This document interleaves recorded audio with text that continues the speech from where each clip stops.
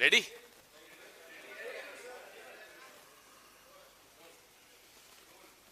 Thank you, धन्यवाद। Ready? नमस्कार साथियों, आज एक महीने से भी ज्यादा के गैप के बाद मैं आपके सामने आया हूं। मुझे बहुत अच्छा लग रहा है आप सबके बीच में। एक महीना हमारी पार्टी के लिए, मेरे लिए व्यक्तिगत तौर पे बहुत संघर्षपूर्ण था। बहुत कुछ झेलना पड़ता है और सबके साथ होता है, क्योंकि ये लंबा संघर्ष का रास्ता है, परेशानियां आती हैं। लेकिन व्यक्तिगत परेशानियों को गिनाने का ये वक्त नहीं है। जिस दौर से हम लोग, हमारा देश, हमारा लोकतंत्र आज गुजर रहा है और जो एक भयानक खेल चल रहा है, पूरे लोकतंत्र को कैप्चर करने का, हाईजैक करने का, उस खेल को हमारे नेता राहुल गांधी जी, खड़गे साहब, वेणुगोपाल जी, प्रियंका जी, जयराम रमेश जी, तमाम नेता हमारे, हम सब बार बार आपके सामने लेकर आते हैं। और इसलिए नहीं लाते कि साहब कुछ राज्यों में हम जीते, कुछ राज्यों में हम हारे। लगातार ये सवाल भी आते हैं, उस पर भी जवाब दूंगा मैं आपको। 2024 में मुझे याद है, मैं और जयराम रमेश जी इसी मंच पर बैठे थे, हरियाणा का चुनाव का नतीजा आया था, तब भी हमने कुछ इंगित किया था। उसके बाद राहुल जी ने एक बहुत विस्तृत प्रेस वार्ता की हरियाणा के वोट चोरी के विषय में। कर्नाटका के अलंग, जहां 6015 वोट का हेरफेर कैसा हुआ था, वो आप सबके सामने रखा। महाराष्ट्र में 5 महीने के अंतराल में 40 लाख कैसे नए वोट इंसर्ट कर दिए गए, लिस्ट में डाल दिए गए, वो हमने आप सबके सामने रखा। ऐसे अनेक उदाहरण आपके सामने रखे। तो ये कोई पहली बार नहीं है कि हम लोग आपके सामने वोट चोरी की बात कर रहे हैं।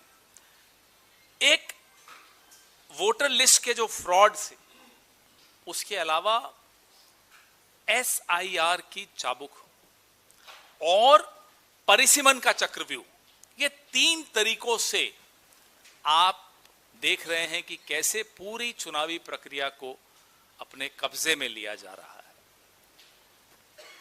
ये इस देश में और हमारे जैसे लोकतंत्र के इतिहास में, अगल बगल के देशों का मैं नहीं उदाहरण लेना चाहता, मैं नहीं चाहता भारत की तुलना हमारे अड़ोस पड़ोस के देशों से करूं, लेकिन ये कहीं देखने को नहीं मिलता जहां भी एक परिपक्व और स्वस्थ लोकतंत्र है। हमारे देश में एक परिपक्व और स्वस्थ लोकतंत्र रहा है, उसमें इस तरह का 3 तरफा हमला, मुझे लगता है, हम सबको लगता है कि जो लोकसभा के परिणाम थे, जिसमें एक माइनॉरिटी सरकार चलाने पर नरेंद्र मोदी जी को विवश कर दिया, उसके बाद एक षड्यंत्र रचा गया कि कैसे चुनावी सिस्टम को पूरी तरह से ध्वस्त कर दिया जाए। ऐसा नहीं है कि हम इन 5 राज्यों के चुनावों के बाद ऐसी बात कर रहे हैं। जैसा कि मैंने आपको कहा, कई लोग कल से पूछ रहे हैं, अरे साहब केरला में तो आप नहीं बोलते वोट चोरी हुई है, SIR हुआ, तमिलनाडु में नहीं बोलते। तो साहब ध्यान से कान खोलकर आप लोग सब सुन लीजिए, आपके माध्यम से कह रहा हूं। कमल कहां खिलता है? कमल खिलाने से पहले पहले कीचड़ फैलाना पड़ता है। जहां जहां कीचड़ फैलाया, वहां वहां कमल खिला।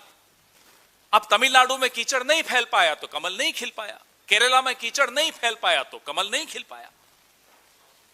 तो यह कह देना कि जहां कांग्रेस जीत जाती है या गठबंधन के साथी जीत जाते हैं, वहां तो आप नहीं कहते कि SIR की मार पड़ी या वोट चोरी के माध्यम से कुछ हुआ या ज्ञानादेश हुआ, ज्ञानादेश हो गया, वहां तो नहीं होता।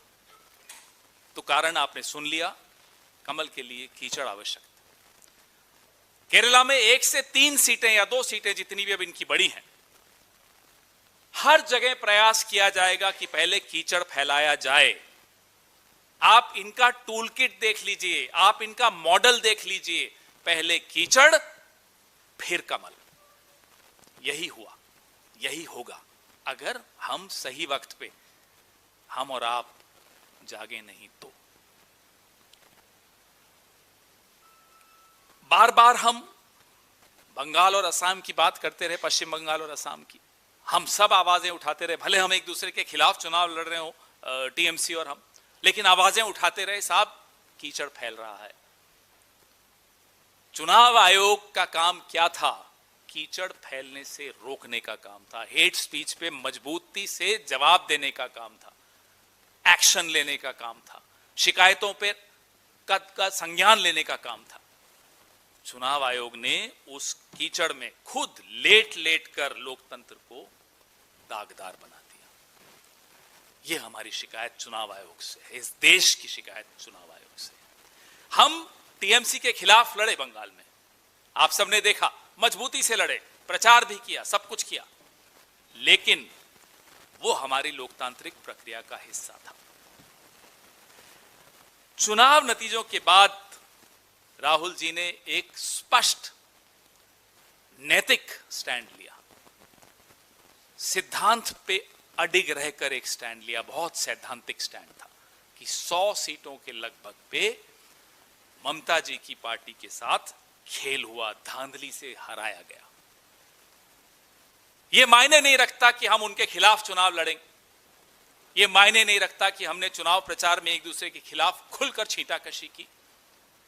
मायने यह रखता है कि जब चुनाव के नतीजे आते हैं तो वो नतीजों का नुकसान अगर हमारे प्रतिद्वंदी को भी होता है, धांधली का प्रभाव से होता है, तो उस पर हम आवाज उठाएंगे।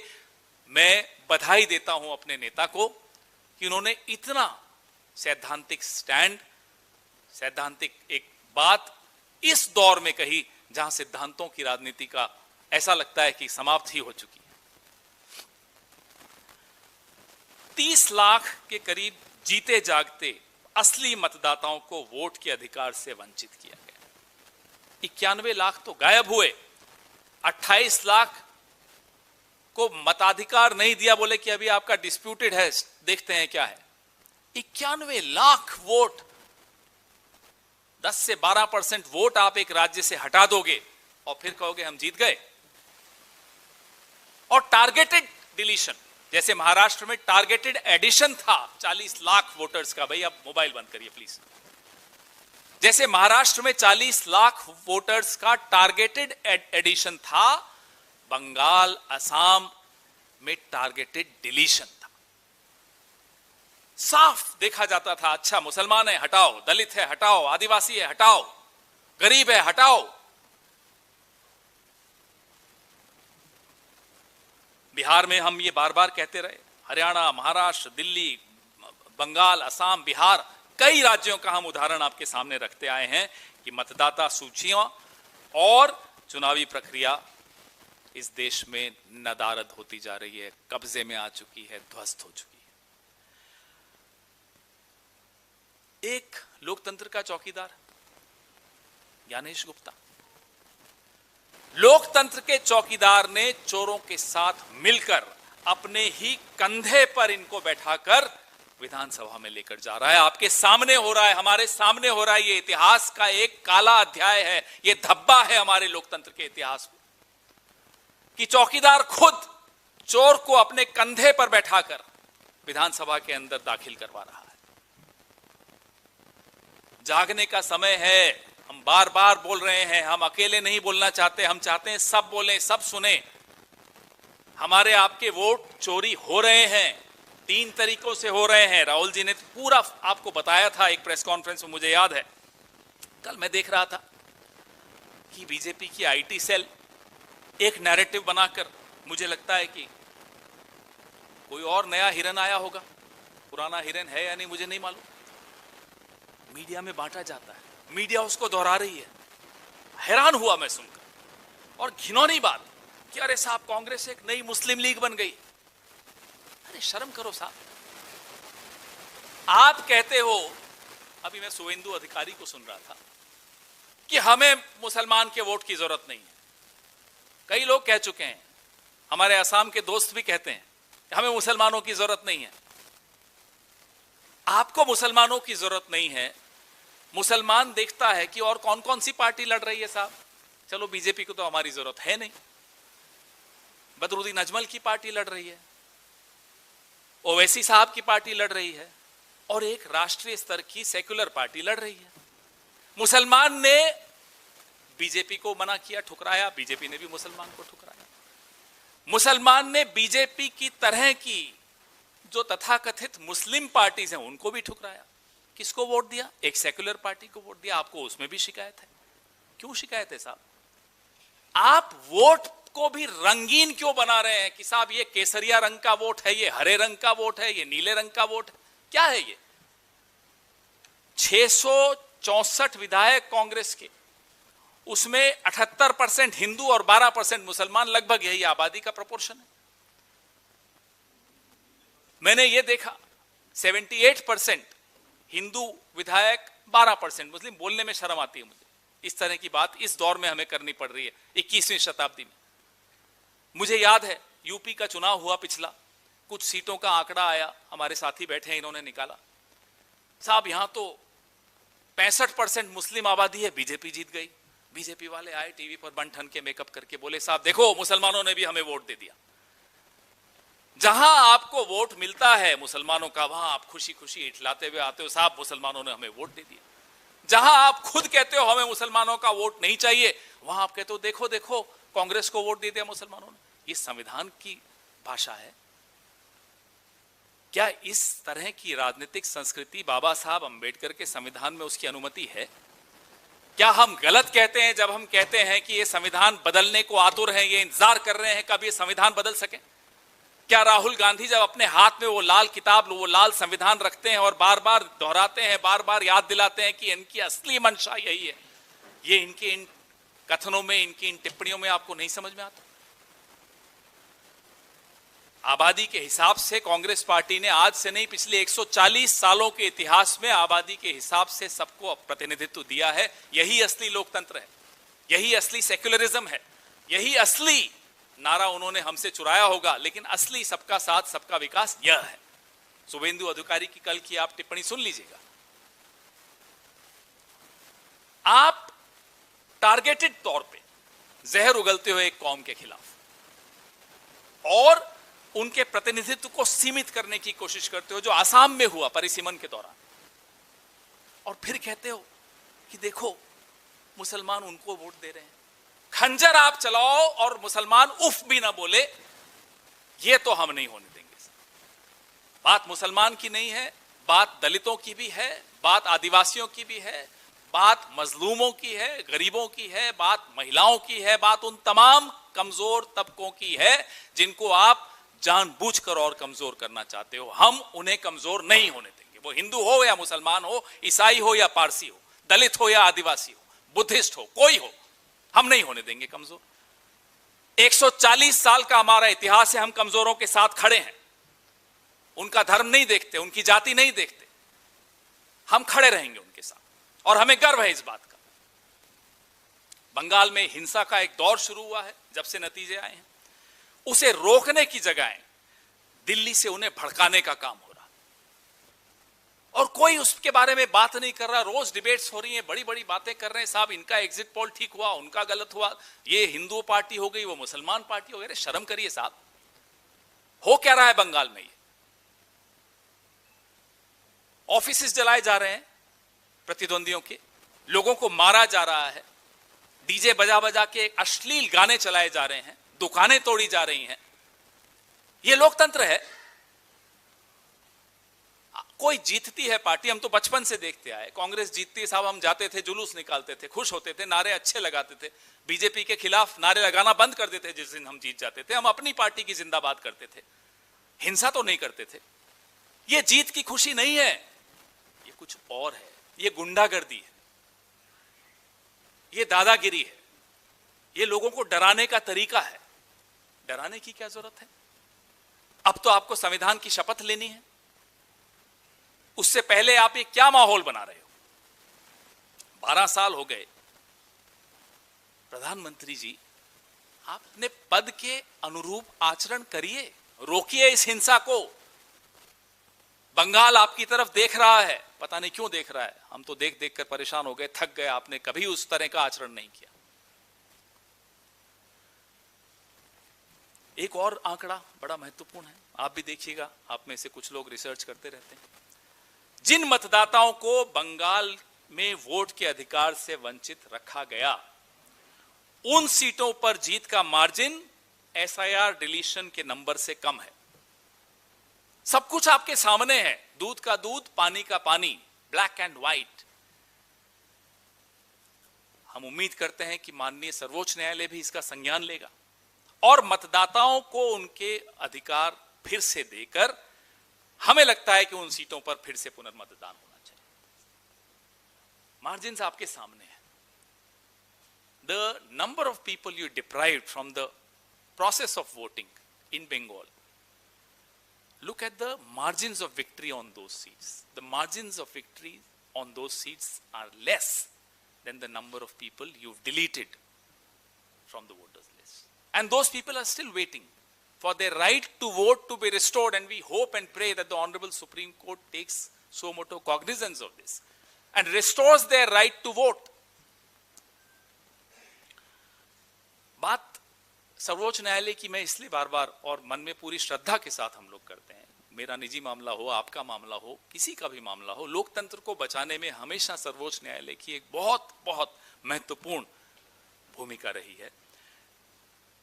अत्याचार करने वाला, दमन करने वाला कितना ही बड़ा हो, 200-250 पुलिस भेज दे, कुछ कर दे, सर्वोच्च न्यायालय आंख बंद करके बाबा साहब अंबेडकर के संविधान का स्मरण करके हमेशा निर्णय लेता। और बाबा साहब अंबेडकर साहब के संविधान के सामने ये तमाम ताकतें बौनी हैं। आपके सवाल।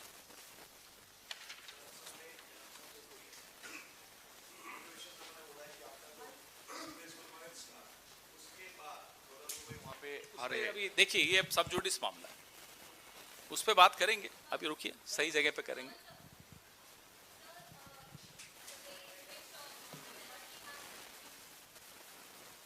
The way in which Mamata Banerjee has refused to let it go, she has said that I am not going to resign from the post of the chief minister. Do you agree with the stand which TMC she has taken? Do you agree with the fact that the victory margins on seats where the deletion margins were high? Just compare the two margins. Would you agree that 100 plus seats were completely robbed, stolen from TMC? First answer me. Give me the answer to this question. Is this the right way to conduct elections? Is this the right way to do SIR exercise? Sir, Pawan sir, Pawan sir, इधर से sir, पवन sir. हाँ सिद्धार्थ, जिसके हाथ में mic है उसको, जिसकी लाठी उसका भैंस। पवन सर, एक क्वेश्चन। दो लोगों के पास लाठी सर, असम के लोग हैं शायद। अल्फाबेटिकली देख लेते हैं।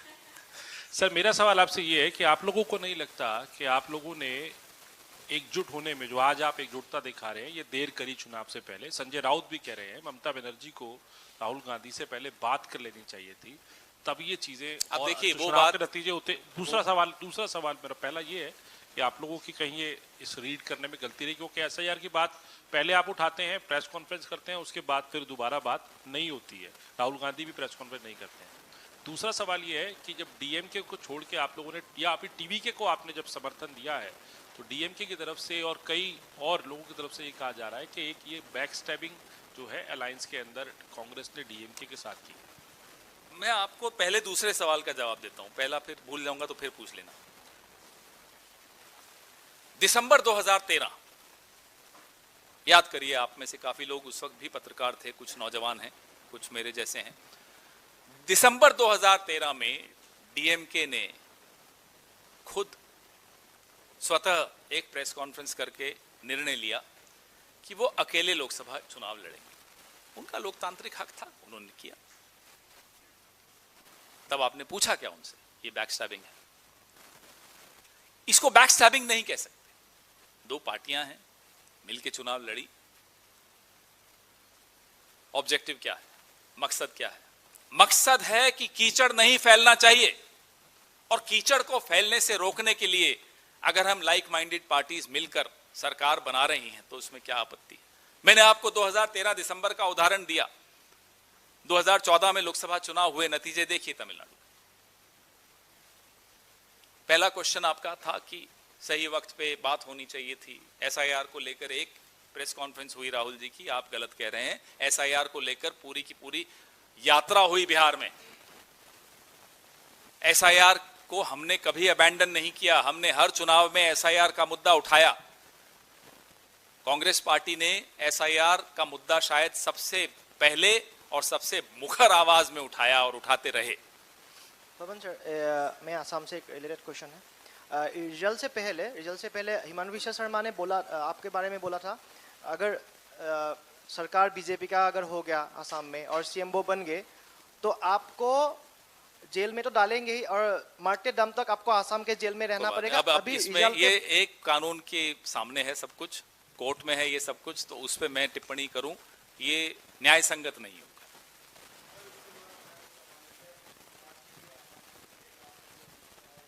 सही वक्त पे सब जानकारी दूंगा। पवन जी, मेरा सवाल ये है कि कल तमिलनाडु के भीतर नई सरकार का शपथ होने जा रहा है, तमाम दिग्गज, तमाम बड़े नेता वहां पे पहुंच रहे हैं, क्या राहुल गांधी भी वहां पे जाएंगे? जो जानकारी होगी आपको तुरंत साझा करेंगे। दूसरा एक और सवाल है कि पश्चिम बंगाल के भीतर ममता बनर्जी जिस तरीके से आंदोलन कर रही हैं, तमाम इंडिया गठबंधन के नेता पहुंच रहे हैं, अखिलेश यादव पहुंच रहे हैं, क्या राहुल गांधी का भी जाने का कार्यक्रम चर्चा हो रही है, जरूर आपसे बात करेंगे। लेकिन जो बंगाल में हुआ उस पे सबका ध्यान, और मुझे लगता है ये इंडिया अलायंस की जो सबसे बड़ी पार्टी कांग्रेस पार्टी ने और हमारे नेता राहुल गांधी ने जो स्टैंड लिया, पूरे देश ने उस स्टैंड को समझा, सराहा कि इस तरह की राजनीति, एक कांग्रेस ब्रांड की, कांग्रेस मॉडल की, राहुल गांधी ब्रांड की पॉलिटिक्स सबने सराहा उसको। पवन सर, मेरा सवाल। माइक पहले माइक भी और महिला भी तो फर्स्ट प्रेफरेंस। खेरा साहब, मेरा एफआईआर तो नहीं कर रहे। खेरा साहब, मेरा दो सवाल है। एसआईआर को लेके जब राहुल गांधी, या वोट चोरी को लेके जब राहुल गांधी प्रेस वार्ताएं कर रहे थे 24 के बाद, महाराष्ट्र हो, हरियाणा हो, तब जो दल है, बाकी विपक्षी दल इंक्लूडिंग टीएमसी कि अभिषेक बैनर्जी से लेके तमाम नेता मजाक कर रहे थे कि ऐसे कैसे हो सकता है कि उनके नाक के नीचे वोट कट जाए, वोट चोरी हो जाए, आप ग्राउंड पे रहेंगे तो ऐसा नहीं होगा, ये तो बहानेबाजी है। अगर मैं गलत हूं तो आप मुझे सही करिएगा। सवाल खड़े किए गए थे। राहुल गांधी ने पीपीटी भी किया था, तो उसको लेकर भी कोई ज्यादा कन्विंस नजर नहीं आ रहा था। तो आज क्या बनता है कि राहुल गांधी अपने कार्यकर्ताओं को बोले कि ज्यादा खुश होने की जरूरत नहीं है। राहुल जी ने कोविड के पहले मोदी जी को बोला था कि कोविड होने वाला है, मोदी जी ने मजाक उड़ाया था, फिर क्या हुआ? राहुल जी ने तो कई बार मोदी जी को कई चेतावनियां दी कि साहब ये होने वाला है, सचेत हो जाइए। हमारा ये काम नहीं था उन्हें चेतावनी देने का, हम तो विपक्ष में हैं, लेकिन दी थी, मोदी जी सचेत नहीं हुए। आप वो सब सवाल पूछिए ना, ये सब तो ठीक है, आपने बोल दिया। उसी पे कंटिन्यूटी में सर, तमिलनाडु में स्वेरिंग इन होने वाली है विजय की, उसको लेके तमिलनाडु पीसीसी की तरफ से के थ्रू न्योता है राहुल गांधी को। आपको सही वक्त पे जानकारी जरूर देंगे। वो जाएंगे या नहीं जाएंगे? जरूर आपको जानकारी देंगे। Pawan sir, I think that's very clear now. Pawan sir, एक सवाल इधर से। कहां से? हाँ सर, पश्चिम बंगाल में जो नतीजे आए हैं उसको लेकर खासतौर से टीएमसी और अब दूसरी जो विपक्षी पार्टियां इंडिया गठबंधन की, वो भी इस बात की मांग कर रहे हैं कि 12 बजे से 6 बजे के बीच जिस तरह से वहां पे इलेक्ट्रिसिटी कट हुआ, सीसीटीवी बंद कर दिया गया, अब ये मांग की जा रही है कि 12 से 6 के बीच के सीसीटीवी फुटेज को इलेक्शन कमीशन को पब्लिकली डिक्लेयर करना चाहिए, क्योंकि जिस तरह से ममता बनर्जी पहले लीड कर रही थी, बाद में उनको आखिरी कुछ राउंडों में ट्रेल करवाया गया, तो इस पे कांग्रेस क्या? बिल्कुल, सबको शक तो खैर अब गलत शब्द है, यकीन में बदल गया है शक, कि घपला हो रहा है, धांधली हो रही है, और धांधली को छिपाने के लिए नियम भी बदले गए कि कितने वक्त तक सीसीटीवी फुटेज रखेंगे, ये सब भी नियम किसी कारण से बदले गए। तो जो मांग है वो बहुत जायज मांग है। साहब, पर्दे के पीछे क्यों ये सब हो रहा है? सामने लाइए, अगर कुछ छिपाने को नहीं है तो आइए सामने लाइए, सब कुछ सामने सार्वजनिक करिए। Sir, on DMK calling you backstabbing, you have given an explanation, but DMK also is in fact criticizing that when it comes to Congress, they are greedy, they are running after ministerial berth, that's why they overnight decided to dump DMK. How do you react to that? Well, I think that's an unfair remark to make, because last 5 years we were partners and we were never hankering after positions, not even a board or a corporation, so that's not a fair remark to make against the Congress party. Sir, Pawan sir, sir इधर इधर इधर एक ही mic रखा करो, दो में confusion हो जाता है। सर, आप जिन 100 सीटों की बात अभी कर रहे थे कि वहाँ जो SIR में डिलीशन हुआ वो वोटर मार्जिन से ज़्यादा था, तो क्या उन 100 सीटों पे, लगभग 100 सीटों का जिक्र किया आपने, उन 100 सीटों पे फिर से चुनाव हो, ऐसा मन कर रहे हैं? हम तो यही कह रहे हैं कि साहब अब किससे उम्मीद रखेंगे? हम तो सर्वोच्च न्यायालय से उम्मीद रख सकते हैं, उन्हीं से कह सकते हैं कि संज्ञान लीजिए। जी सर, ममता बनर्जी ने हार के बाद इंडिया गठबंधन की एकता की बात की है। लोकसभा में भी आप लोग का गठबंधन नहीं हो पाया था। आपको लगता है कि अगर पहले से इंडिया गठबंधन एकजुट होकर बंगाल में चुनाव मैदान में उतरता तो नतीजे अलग होते? क्या राजनीति, एक मिनट, क्या ये सबक आप लोग उत्तर प्रदेश में लेंगे? दूसरा ये कि राष्ट्रपति ट्रंप ने प्रधानमंत्री मोदी को बंगाल की जीत की बधाई दी है, कैसे कांग्रेस देखती? राजनीति एक ऐसा विषय है जहां हारने के बाद भी सबक लिया जाता है और जीतने के बाद भी सबक लिया जाता है। तो सिर्फ हारने वाले को सबक लेना हो ये सही नहीं है, जीतने वाले को उससे ज्यादा सबक लेने पड़ते हैं। अब मुझे लगता है इससे ज्यादा बोलना उचित नहीं है। पवन सर, रही बात ट्रंप साहब ने बधाई दी है तो मोदी जी तो बड़े खुश हो गए होंगे, आज एक रोटी एक्स्ट्रा खाएंगे और तो क्या ही खाएंगे। पवन सर, हमने देखा कि राहुल गांधी जो है उन्होंने भी मांग की थी कि जो वीडियोस है वो दी जाए विपक्ष को। अब दोबारा से पश्चिम बंगाल के मतगणना के बाद ये मांग उठ रही है, लेकिन अभी तक मिली नहीं है। आगे क्या रणनीति होगी विपक्ष की? क्या हम सड़कों पे देखेंगे? बिल्कुल देखेंगे, आप सड़कों पर भी देखेंगे। हम आवाज उठा ही रहे हैं इसीलिए, और राहुल जी ने शायद सबसे आगे बढ़कर सबसे पहले नेता देश के जिन्होंने इस तरह का ट्वीट किया। आप में से किसी को शायद उम्मीद भी नहीं थी कि इस तरह का स्टैंड कांग्रेस पार्टी लेगी, लेकिन अब आप समझ लीजिए यही है कांग्रेस, असली कांग्रेस यही होती है।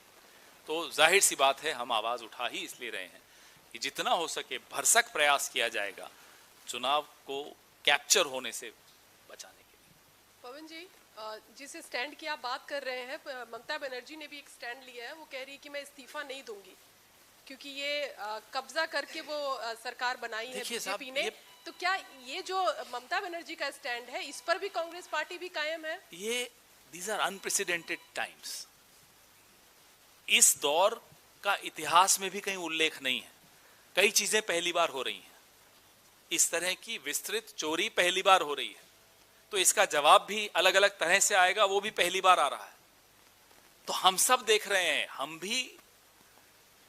हम और आप इतिहास के गवाह बन रहे हैं।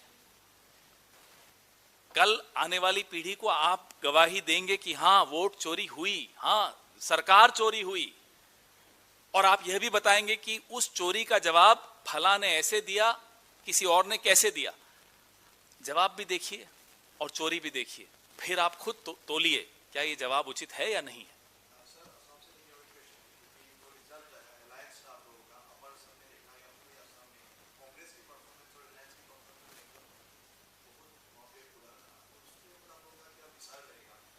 जो डिलिमिटेशन की एक्सरसाइज हुई वहां से शुरू कीजिए।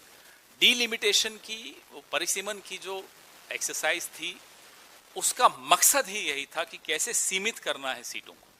विपक्ष की जो पक्ष में जाती हुई सीटें होती हैं उनको कैसे रोकना है, एक संख्या उनकी रोक कर रखनी है। तभी मैं कह रहा हूं कि 3 तरह से हमला हुआ। SIR, परिसीमन, ये परिसीमन का तो बहुत महत्वपूर्ण हमला है। तो यही विश्लेषण हर सीट का अगर आप करेंगे, असम का कर लें, बंगाल का कर लें, यही निकल कर आएगा कि परिसीमन से जानबूझकर असम में इस तरह का नुकसान पहुंचाया गया। तरह से हो रहा है, फिर उसके बाद गौरव गोगोई को जोरहाट कंस्टिट्यूंसी से प्रोजेक्ट किया गया था और वहाँ पे बहुत कम वोटों, डिफरेंस बहुत ज़्यादा है वोटों का। तो वो क्या एग्जैक्टली था? अगर उसी हिसाब से पता है तो लोकसभा में वो है, उसके बाद भी उसको वहाँ पे प्रोजेक्ट किया था और ये भी आया था कि वो CM प्रोजेक्शन के हिसाब से किया गया था। तो ये एग्जैक्टली क्या है और आगे का क्या रणनीति होगा उसका? आगे का रणनीति कल गौरव जी ने प्रेस कॉन्फ्रेंस भी की थी। कांग्रेस पार्टी का इतिहास आप देखिए, आज़ादी से पहले का इतिहास हो, आज़ादी के बाद का इतिहास हो, कई बार गिरकर फिर उठे, उठकर फिर चले, चलकर फिर दौड़े और अपनी मंजिल तक पहुंचे। यही कांग्रेस पार्टी का इतिहास है, यही आगे की रणनीति है, असम हो या कोई और राज्य। हो गया, थैंक यू। कोई बाइट्स नहीं, अब मैं निकलूंगा। मुझे बता देना, मेरे को भी नहीं मालूम।